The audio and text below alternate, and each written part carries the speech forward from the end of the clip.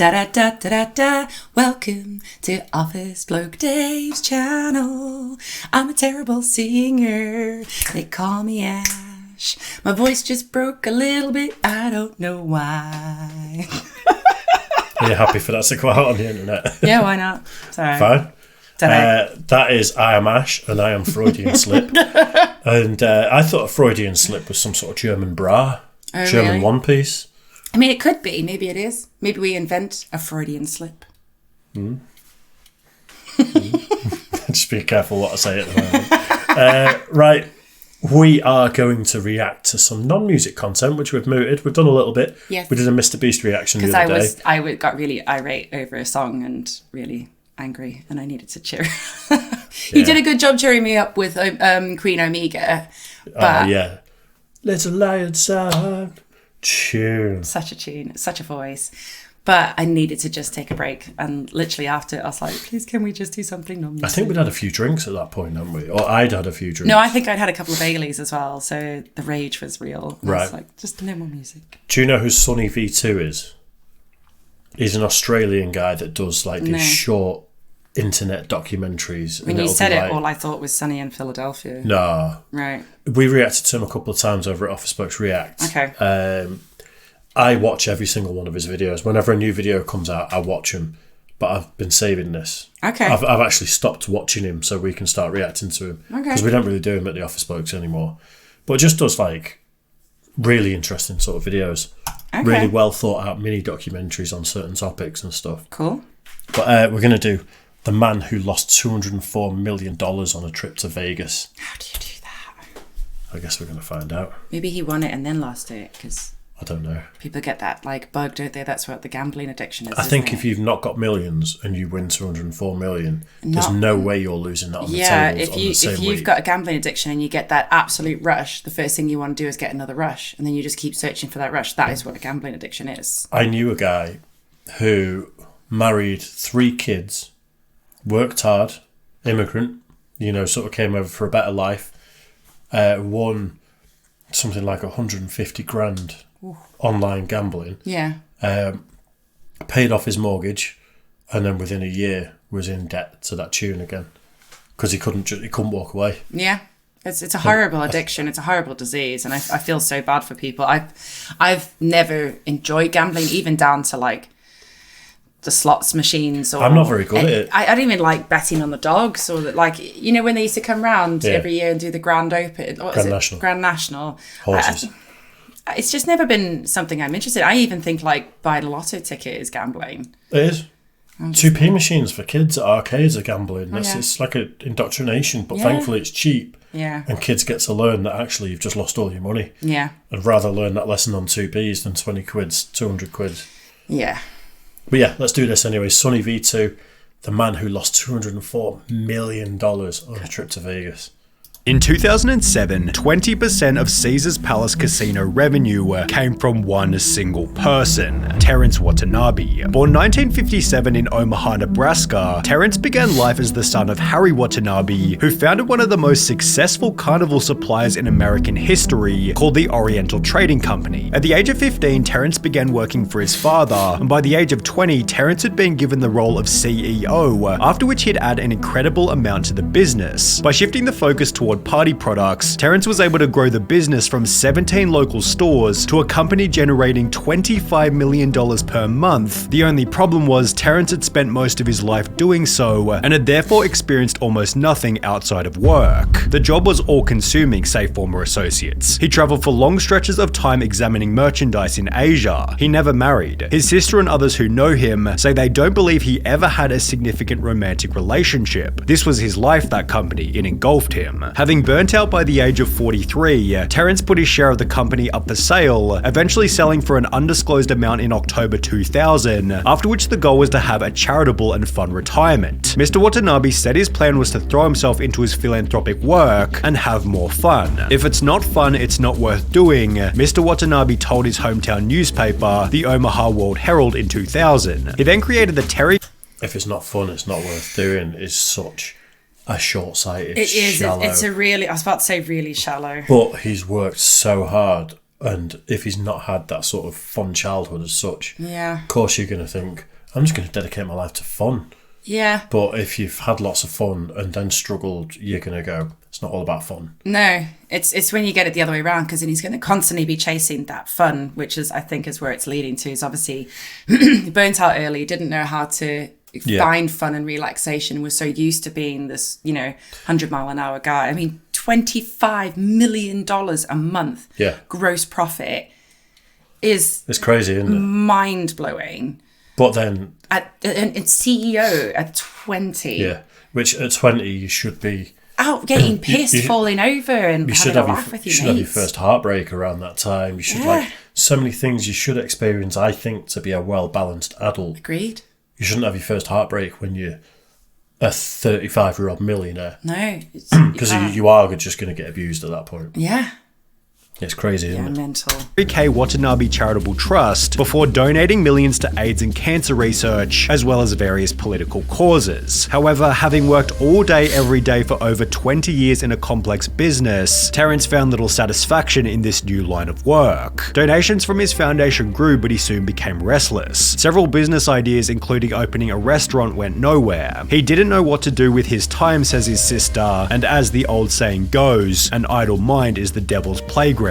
With nothing else to do, Terry began a new hobby of spending large amounts of cash, purchasing one of Omaha's largest and most notable homes, which featured 9 bedrooms, 18 bathrooms, a gourmet kitchen, a custom wine cellar, and a 3-story elevator. But it was rather a venue near this mansion that became his biggest financial danger. Terry began to travel across the border from Omaha to Council Bluffs, Iowa, so he could gamble at the Caesars Horseshoe Casino, which is self-described on its website as a true gambler's paradise, featuring an expansive round-the-clock casino floor, an 18-table poker room, a full-service Caesars sportsbook, and one-of-a-kind gaming areas. Terrence became, quote, one of the casino's top customers and began devoting himself to gambling full-time as his primary income and livelihood source. However, with his level of disposable income, hosts at the Iowa casinos encouraged Mr. Watanabe to play at the Rio and other Harrah's-owned casinos in Las Vegas. Having struggled to launch any new businesses, Terrence began to frequent Las Vegas beginning in 2005, where his existing gambling habit was intensified and joined with a drinking habit, satisfied only by a luxury vodka brand called Jewel of Russia, which retailed at over $200 per bottle. In that very same year, billionaire Steve Wynn opened the luxury Wynn Las Vegas, and by 2006, 1 year later, Terrence had spent so much money at the venue that the two arranged to meet. Remarkably, Steve concluded that Terrence was a, quote, compulsive gambler and alcoholic, leading Steve to ban Terry from the casino. However, given this was no fix for Terry's addiction, this simply became an opportunity for other venues in the area.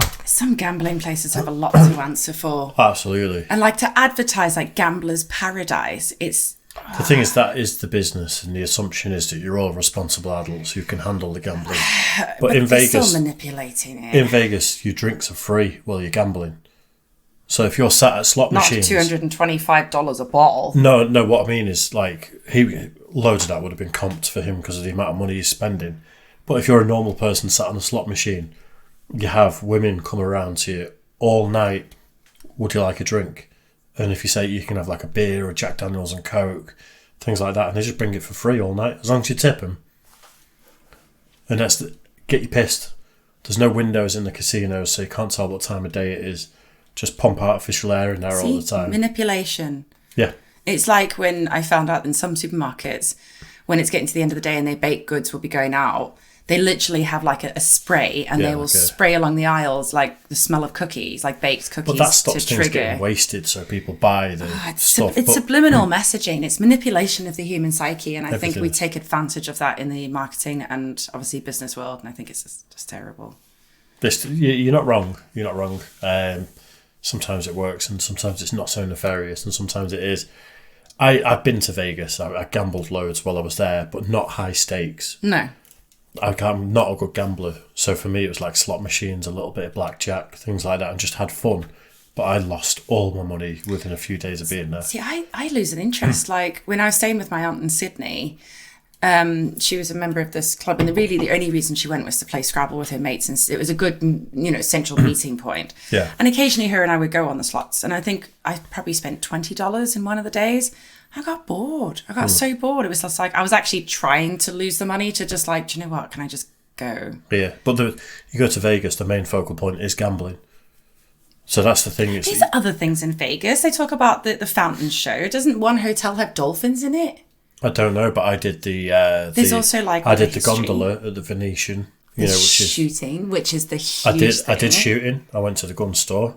I also went up the Stratosphere, which is the big kind of spaceship-looking thing. I did the Bellagio, which is the fountains. Yes. So all these things you can still do. Yeah. There's a roller coaster that goes out of one of the hotels. Did all these things, but you still end up.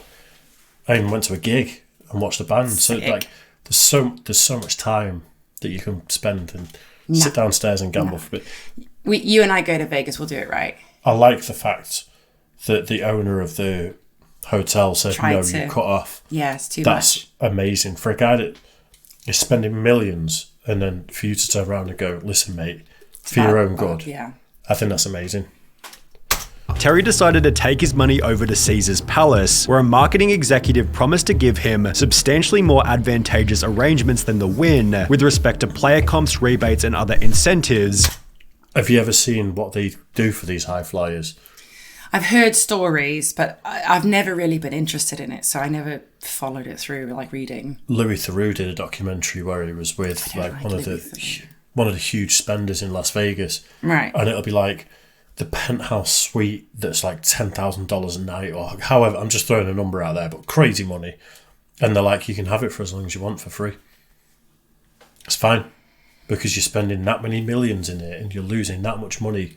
You're paying for that room. Anyway. You're paying for all those bottles of booze. Wow. Then they give you credit. And they'll give you like $1 million credit. So you can gamble on credit and then you lose $500,000 and you're like, just keep going so I can pay off the credit. That's where it starts getting sketchy, I think. Yeah. Never take credit.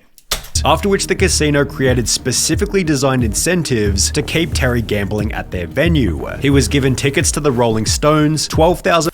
I don't want to pause again so quick, but that was a list of his comps then. Yeah. High limit table supervisors to dedicated service. Security, discount airfare. His own roulette table with curtains for privacy. Gift points was to receive $500,000 to be credited to his marker account as cash value for his gift shop points. Yeah. But look at that discount airfare that's deducted from his marker account. $12,500 a month increased to... So, because he doesn't live in Vegas, $15,000 a month, you fly out whenever you want and we'll help cover it for you. Come and visit anytime. Yeah. Jeez Louise. That's how much money he's losing. Keep Terry gambling at their venue. He was given tickets to the Rolling Stones, $12,500 a month for airfare and $500,000 in credit at the gift stores. Haraz also offered 15% cash back on table losses greater than $500,000, special high-limit games and other incentives. Mr. Watanabe resided for free in a 3-bedroom suite at Caesars, had access to his favorite bartender, and was constantly surrounded by attendants to serve his every need, such as a 7-course meal from the casino's Bradley Ogden restaurant, delivered to him while he was gambling. Unbelievable. I don't want to keep pausing so much, but do you see how some of this is redacted? Well, it says favourite bartender, so I'm assuming that has a lot to do with the name, because they redact names for privacy, don't they? I think this is a lawsuit. I think these are legal documents. I hope it's illegal. That's why some things are redacted. I hope it's a lawsuit, because what a horrible thing to do to somebody who's in a vulnerable state. We'll see. With these attendants later telling legendary stories about his behaviour while gambling. Al DeLeon and Christian Kunda, 2 of Mr. Watanabe's personal handlers at Caesars, say he had thousands of Tiffany gift boxes filled with $50 gift cards or $100 gift coins that he would hand out to bartenders, nightclub operators, security guards, and others. They say he once told a security guard to go to a supermarket and buy every cut of steak, and then proceeded to hand them out to employees. Caesars Palace high rollers of this magnitude are often given exclusive exclusive loyalty program status called 7-Star, where members are wowed by all the fantastic benefits afforded to them, with additional rewards and all-round bigger and better perks. Yet the casino then literally created a new tier above this called Chairman, of which only Terren Wanabi had the status of joining. Having been handed what you might call the ultimate life, Terry decided to stay in Vegas, yet with no intervention and nothing else to do, the severity of his habit began to get out of control. Several employees say Mr. Watanabe would stay at the tables for up to 24 hours, sometimes losing as much as $5 million in a single binge. He was allowed to play 3 blackjack hands simultaneously, with a $50,000 limit for each hand, and if he won, Mr. Watanabe says he regularly handed out to Caesars employees bundles of $100 bills that could total as much as $20,000. In the meantime, Terry was visited by a former casino host from his hometown, who explained that Terry appeared disoriented and couldn't remember the conversations they'd had in the past. He'd add that Terry was often seen stumbling around the casino or falling asleep at tables placed right beside loud nightclub music, yet the most notable observation regarded the type of machines that Terry liked to play. According to one of his former assistants, Terrence rejected any skill-based casino game like poker and instead gravitated toward games with low odds, including roulette and slots. He was considered a house player because slots and roulette are house games. They have terrible odds for the player, and the way he played blackjack, he made it a house game. He made such bad decisions on the blackjack table, but it was only when his It's not about the money. It's not even the slightest bit about the money. No, they made that clear in the beginning. He was hunting for that fun, and you and I already said, if you've never really had that, you don't know what it is. And if you've always had just work, it's hard to reprogram the brain after 43 years? You get that little dopamine hit from something, and then you go, that feels good. Like gifting someone and getting that response and getting extra service. It's cool that he's so generous, though. Yeah, but it's to give him reward. Like they say, the best gift is the gift of giving. He doesn't seem like a bad guy so far. He just seems like an alcoholic. He's just degenerate. That's what I said. I feel bad. I hope it is a lawsuit, because he's been absolutely taken. He's been exploited at this point. Massively. You know, something that I did in Vegas, this is a bit of a side note, but I was absolutely smashed walking through one of the hotels, one of the casinos. Can't remember which one before anyone asks. I don't know. I got lost. Genuinely got lost in there because everything looks the same. Yeah. And I went into the toilets, and obviously, like, there's lots of security, lots of people watching people and things like that. It never feels oppressive, but there's people around, if you know what I mean. Yeah. And I walked into the toilets, and I was convinced that, you know, the taps that you go up or down, like the faucet, sort of, I was convinced that you did it up to get the water. And it turned out it was one that you pressed down to get the water. But because I was smashed, loads of people all around me, I grabbed it and went like that. And then I pinged it off the sink and just went like that, threw it up in the air because I put that much force into it. And like water started spraying everywhere out of the sink. And only you. The tap came up, just hit down, made loads of noise. And, like, there was loads of guys around me who were just like, I can't. Literally, I just put my head down and went, I just leave straight out. But only you could do that. The whole way I was walking out of that casino, How much I was like, did you put behind that? I don't know. But the whole time I was walking out, I was like, I'm getting gripped. I'm walking out with my head down, and I'm like, at any point, I'm getting a hand on the shoulder. Yeah. Because that's happened before in this country when I've done something by mistake or wrong. I got out of there, thankfully. I'm only admitting to it now, more than 10 years later. Brother and sister came to visit for Thanksgiving 2007 that he'd talk about just how much these bad choices had cost him. In the 11 months since the beginning of the year, Terren Wanabi had lost $127 million. Under the assumption that Terry had more money somewhere, the casino then gave him a $17 million loan, although this by itself should have been a sign that he was almost out of money. On the 23rd of January 2008, just weeks after telling family about his losses, Terrence put his Omaha mansion up for sale while continuing to chase his losses in Vegas. He managed to sell the home for a price of $2.66 million. However, at this point, it was already too late. Terren Wanabi was completely out of money. He'd wagered $4.2 million in 2005, $81 million in 2006, $825 million in 2007, and when his family brought him back to Omaha in early 2008, Terry had lost more than anybody else in Las Vegas history, with the 3-year trip costing him a total of of $204 million. To make matters worse, Terrence had no job or income yet still owed the casino $14.7 million, after which Terry put the blame back onto Caesars, stating that his losses were their fault. Mr. Watanabe alleges that during this period, Haraz not only didn't make him leave when he was drunk, but applied him with alcohol and prescription drugs to encourage him to stay and gamble, leading Terry to launch a lawsuit against the casino. Court documents explain Caesars served Mr. Watanabe 2 to 3 750ml bottles of Jewel of Russia vodka per day every day. No Caesars employee ever limited or cut off Mr. Watanabe's drinking, despite the fact that he was almost always visibly severely intoxicated when he was being served while gambling. Seriously, that's a big thing. And it's the same as, like, I don't know if you've worked in a bar. Never. But you're supposed to cut somebody off. You're supposed to know when their limit is. And I've had it a few times when someone's come up to the table and they're gone. And I've gone, I'm not serving you. And they get really irate and you just have to call the bouncer. But it is the duty of the server to say no. So that is a valid argument to be like, they didn't cut him off. And there was no limit because they were treating him as the high roller. It's an absolute abuse. The more drunk he is, the less he's in control of how much he's spending. Absolutely. So it's abusive. It's without a doubt. Manipulation, abuse, and coercion. It's awful what people do when somebody's drunk. But how many people go there with $10,000 to their name and lose it all? You know, quite a few. Because this guy's had so much and lost so much, it seems so much more shocking.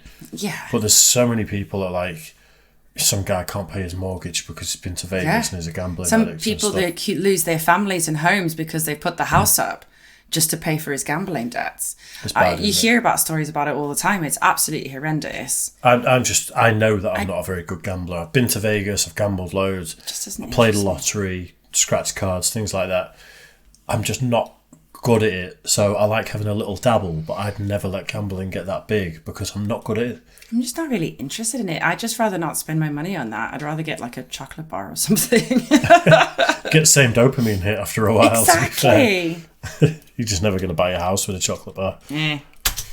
On at least one occasion at Caesars in 2007, a concerned companion of Mr. Watanabe, Stuart Mitchell, pulled aside his cocktail waitress and pled with her to water down Mr. Watanabe's drinks. The cocktail waitress refused and curtly responded, "Terry gets whatever he wants." Mr. Watanabe had at least 2 drinks at his table at all times, so that he could be kept in a constant state of intoxication while gambling. Mr. Watanabe's photographs were posted in the employees-only section of the casino in order to ensure all employees recognized him and never refused him anything. Caesars employees never attempted to limit or cut off Mr. Watanabe's drinking or restrict his gambling because they understood that any interference with his drinking or gambling could cost them their jobs. In response to the lawsuit, a spokesperson for the casino stated, "We're in the gambling business. We had no reason to believe that Terry Watanabe was anything other than a big player with huge resources who made an adult decision to bet the money he did. Are we going to provide an environment that keeps him very happy? Of course we are." Such a cop-out. Such a cop-out from the company. It is and it isn't, because at the end of the day, they provide resources to gamble. They give drinks to people who are gambling.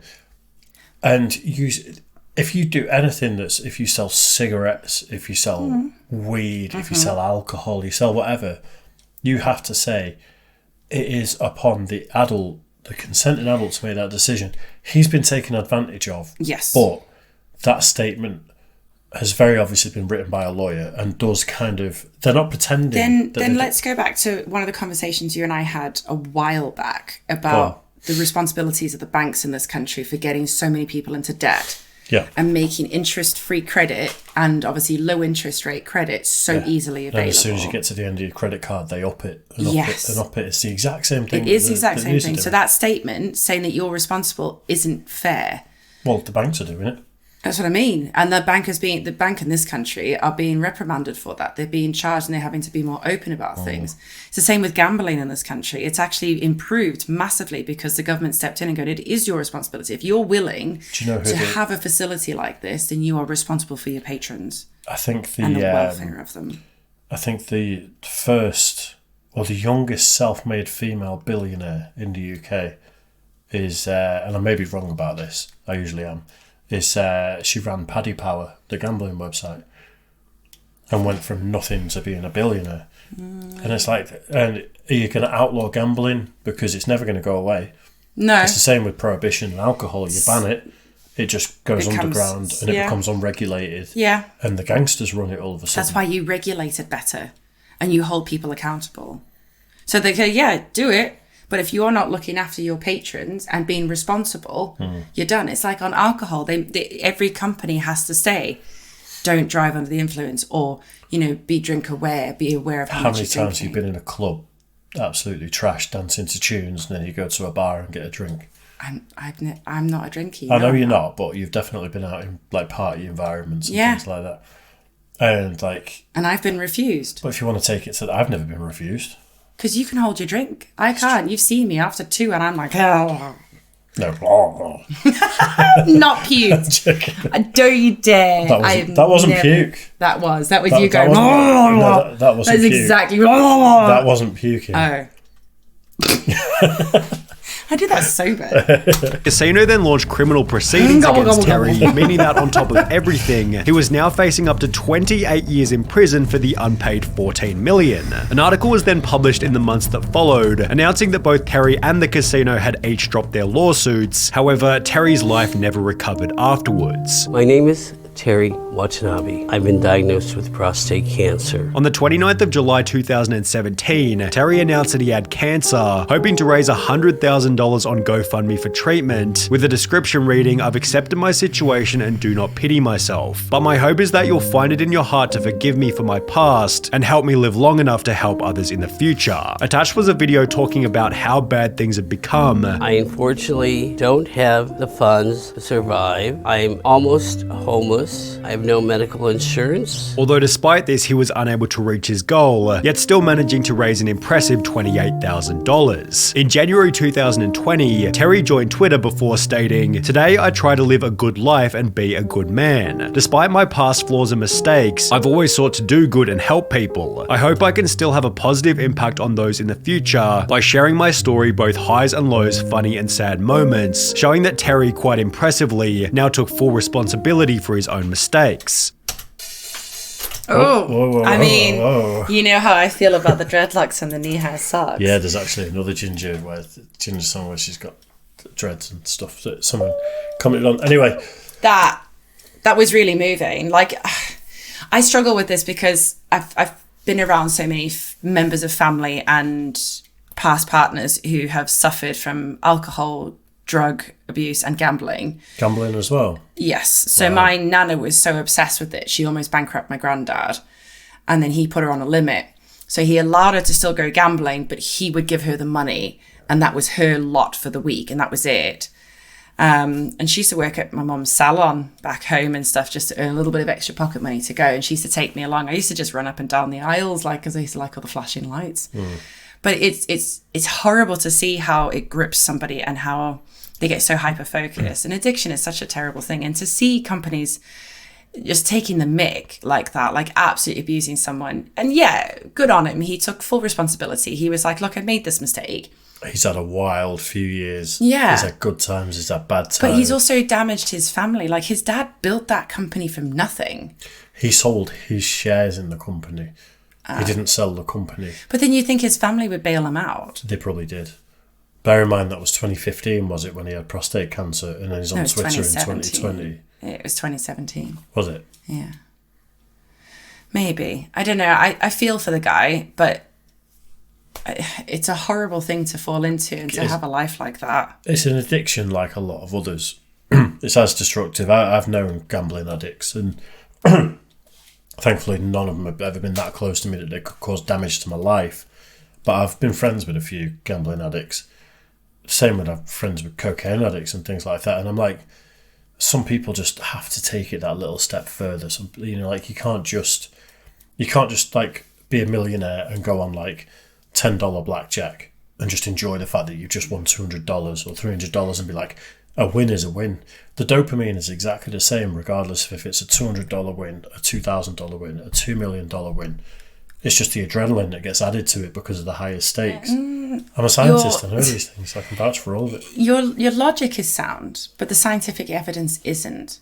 So those dopamine hits, the reason that people who have these addictions are so addicted and continue to search, and that dopamine is never enough, and they couldn't get past it. Because the parts of your brain actually shrink during depression. It's been proven medically. So that it never produces enough for a long enough period. So when you're in a state of healthiness, like a good diet, a good mental state, a good physical state, your body has the ability to create more and obviously grow those factories and improve the way that it transports around the body and it stays longer in the system. If you're only getting a small dose of that, it becomes that like, oh, I need more of that. And your body does want more of it because it helps your body do its processes. Because obviously when you're happy, your immune system is lower. Yeah. And, you're not. So that's why you get lower like than pains. when you're stressed, though. So obviously your immune system heightens, and they did like experiments during like university students, and they found that people's obviously immune system shot up during levels of stress. You have to remember, like, we're still animals, so it's the fight versus flight, and your instant response is your body's preparing. Days after stress, though? It slows down because your body wears out, but that's then when all the pain comes in, the depression comes in, and the withdrawal almost comes in because your body's like desperately trying to replenish everything that it's used. That's why you feel so washed out sometimes after stress, and you just never feel like you can recover from the tiredness. But I mean, we've been studying stress and depression for generations, and we still don't fully understand, but we know the physical effect is just like if you were a deer in the forest and some tiger came running up after you. It takes a while to recover from that. Not for me. Take the tiger a while to recover. That'd be all right. Sticking with your horns. Yeah, well, there you go. That's a bit of non-music content, a bit of Sonny V2, who is definitely one of my top 10 YouTubers. Interesting. They're all very well made short documentaries like that. Some of it can be about anyone. Like he came out with one, I've not watched it yet, about a golfer whose diet was like, I think he just smoked cigarettes and drank vodka or something, and he's a pro golfer that beat Tiger Woods. No way. Yeah, like it's literally, I think today or yesterday released it. I've not watched it. No way. Seriously, but if you guys want us to react to that, just let us know in the comment section. Yeah. Make sure you like and subscribe and all that good stuff. Absolutely. I'll see you soon. Bye, guys.